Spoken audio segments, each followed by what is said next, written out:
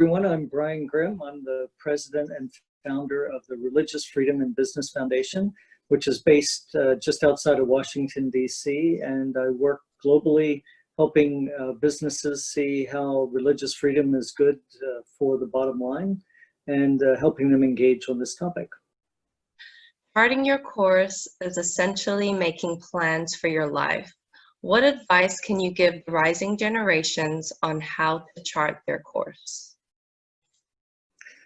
Well, I live at the United States Naval Academy in Annapolis, Maryland. My wife works here and she's the advisor for study abroad. And so charting someone's course is something that midshipmen, the students who study here, have to learn. And these days, the way to chart a course across the sea is much different than it was a few generations ago when New Zealand, where you're located, was being settled by stars and sort of visual settings. The world has changed so much in how we navigate, and so a ship on the sea or a plane in the air navigates electronically by bouncing signals off satellites and other means. So it's sort of a parallel to what's different today than it was, say, when I was growing up, in the 1960s, 1970s. So during those times, there was no internet. There was very, very little and limited information. So today we have, you could say, too much information at times, where it's information overload, and as we're talking, this is in the middle of the coronavirus epidemic or pandemic, and some of the reaction to the pandemic is compounded by just a 24-hour news cycle, where it makes something that's bad even worse. So sometimes more information causes fear and makes even causes some paralysis. So how does that relate to charting your course today? So one of the, I think, important things that is essential in charting your course is taking time to be quiet. Unplug, as they say, from phones, and I know many smartphones these days chart how much time and give you a report how much time you've been glued to the tube over the past week. So I think one of the key elements of charting our course is looking to some of these great leaders, and if you read biographies of many of the other great leaders, it's not, they don't describe the things that went into what made them who they were by how much activity they did, but sometimes it was the books they read. And in fact, some of the greatest leaders even of today have a list of books, not just a book they read every year, but books they read every year. So I think in charting our course, it's really important to hone in on the top, so you could say top level thinking, and if you're a believer, thinking that comes from God, and connecting with that before connecting all of our other devices. What if you make a plan for your life, but things don't go the way you planned? What should you do? So if things don't go the way you plan, you should give up and quit. No, just joking. So there was it's a very simple example, and I'm sure other people who have spoken on this course have shared it, but something that in a youth group leader shared with me back when I was a high school student. He said, it's sort of like, God can direct us when we're moving. Just think of a bicycle. If a bicycle's moving, it can do a complete U-turn and then turn around again and turn left, right, go up hills. But as long as the bike is standing still, it can't turn, it can't recover, it can't make a motion.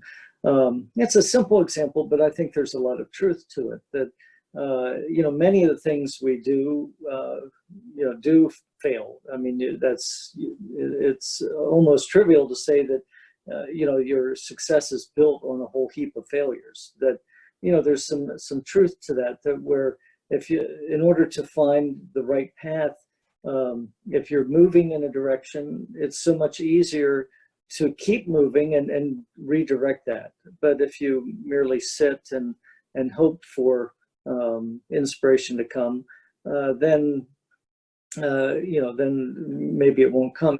What would you say to someone who doesn't want to make a plan for their life because they don't want to be limited by those plans?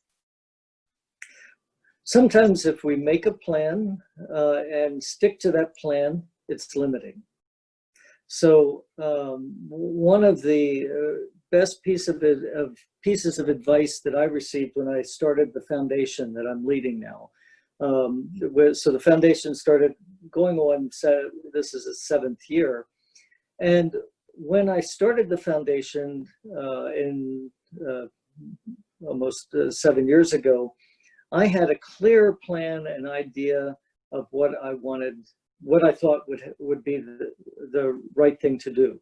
So I made that plan, had the business plan, all kinds of strategies for accomplishing that, and set off on a course to do it. And if those things that I had planned, if I had stuck to them, it would have been so much less successful than allowing the reality to intervene in what I thought was the best thing to do. So one of the challenges is to get something in your head and then pursue that without realizing that maybe you didn't have the clear picture. What role should God or a higher power or personal beliefs play in making a plan for your life? So what I think for everybody, that they know deep down that they don't know everything. And so, okay, so there's some people that won't admit that, but most people know they don't know everything. And so everybody is always on a quest to learn something more, to become better at something. And if you aren't on that quest, then you sort of plateau. There's only so much you can do. And so I think that faith and a belief in a higher power, belief in God. In my case, I'm a Catholic Christian, but I think there's something that people who have a humble approach to eternity, to God, to their higher power, recognizing that there's so much more knowledge and so much more to come than anything that we could ever personally know, that then puts life in perspective. It means that that whatever I'm working on today, and whether it succeeds or fails, that the success doesn't define my ultimate future, or failure doesn't. But that there's something bigger and something I don't quite know, but I keep pushing towards. What role do one's core values play in mapping out plans for your future and reaching your goals? In thinking about what some of the core values of life are, we've touched on some of them, at least for me, faith. Some of the others, a very core value is doing my best to have a family that's, lives virtuously, lives in a way that is honoring to people. And of course, we all fail at family life. Anybody that has a perfect family is not telling the truth. But having family as a value means that I have to, that always comes back to putting that above other things, above career, above my own personal desires or success. And so I think when you have identified what your core values are, then that puts other things within perspective.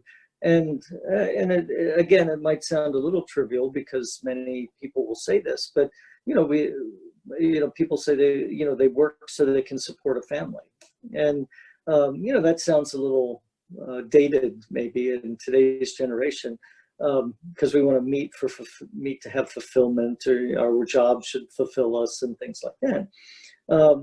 But there's also an element to work that is important for family. But again, I think that identifying what your core values are then puts all the different parts of life in perspective, and allows you to live one of the things this course talks about is living a congruent life, where what you do Monday to Friday matches up with what you do on, say, Saturday and Sunday, or whatever your day of worship is. Can you share a goal you have achieved, and if it was important to have short-term goals or waypoints along your charted course to achieve that goal? Yeah, so okay, so talking about a goal, one goal that I had was to get a specialized higher degree in education, so get a PhD. So that was a goal that I had, and I did not achieve that goal until 2005, when I was 46 years old. Then you can do the math and figure out how old I am now. So, many people, they go to school and they, if they're in college, at university, then they'll maybe get a master's and then just stay on and do a PhD. That's sort of one way. And I didn't, things didn't work out. I started a PhD back when I was in my 20s. So I had that goal, and I kept trying to do it at different points along the life, but it never worked out. And had I made that goal the primary goal, I would have missed out on some of the tremendously exciting things I was able to do. So my first PhD I was working on during the time when the Soviet Union was sort of winding down. And so instead of pursuing the PhD, I just left it behind and moved to the Soviet Union. And then the Soviet Union was actually dissolved in my office building in Kazakhstan. So I was part of, all those world-changing events. But had I made the goal of the PhD, if I'd put that first, maybe I would have had a PhD and missed out on so many other things. So it was, and then I tried a couple more times, and then it wasn't until my kids went to college. Came back to the United States. We were in the Middle East and came back, and they went to university. Then I went back and did that. So there, there's having a goal, having something that you feel, for my case, having that additional skills and knowledge allows me to do so much more. But I didn't let that goal stand in the way of doing what was right along the way. What roles can mentors play in your plans for your life? So one of my mentors I was just talking about my pursuit of higher education. One of my mentors was a man by the name of David Barrett. He was an Anglican priest who was sent to Africa in the 1960s to measure the growth of Christianity in sub-Saharan Africa. So back in the 1940s, 50s, most people in Africa belonged to tribal religions, and Christianity wasn't really the dominant faith in sub-Saharan Africa, but it was growing, and so this David Barrett was sent by his church to go and just measure how many Christians there were, that eventually led to a whole global project that I'm actually still part of, called the World Religion Database and World Christian Database. And by his approach to not excluding science from religion. So, he took a academic approach to studying something that, like, how can you really measure how many Christians there are? Who knows what a real Christian is? Can you reach inside and see, are they really, but, people can debate these things, but he went about it as an academic. And part of that is why I was in the Soviet Union. So when I was first trying for that PhD, back in the day, I was, he was my mentor. He was my would be my dissertation advisor.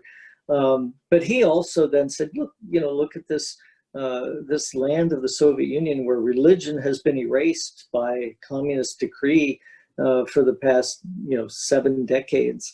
And now it's opening up.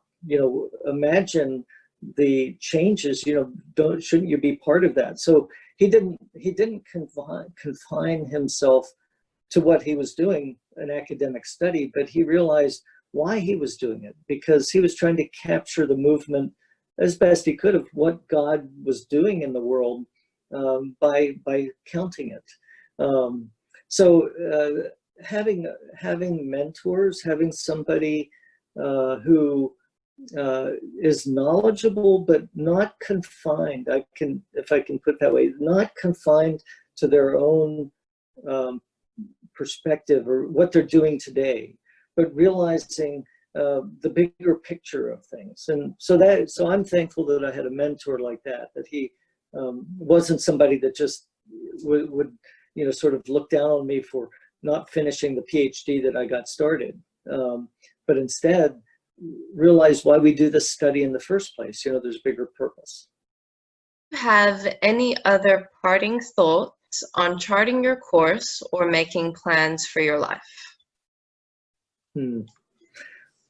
Well, I think that if I'd start at the beginning of sort of adulthood, and one of the most important decisions that I have ever made is who I would marry. And so that, I think that those kind of very basic decisions are some of the most important ones, and need, I guess they need God's help, because, many people who aren't married and who are looking and hoping to find the right person, in some ways it feels like it can be, haphazard or a matter of luck.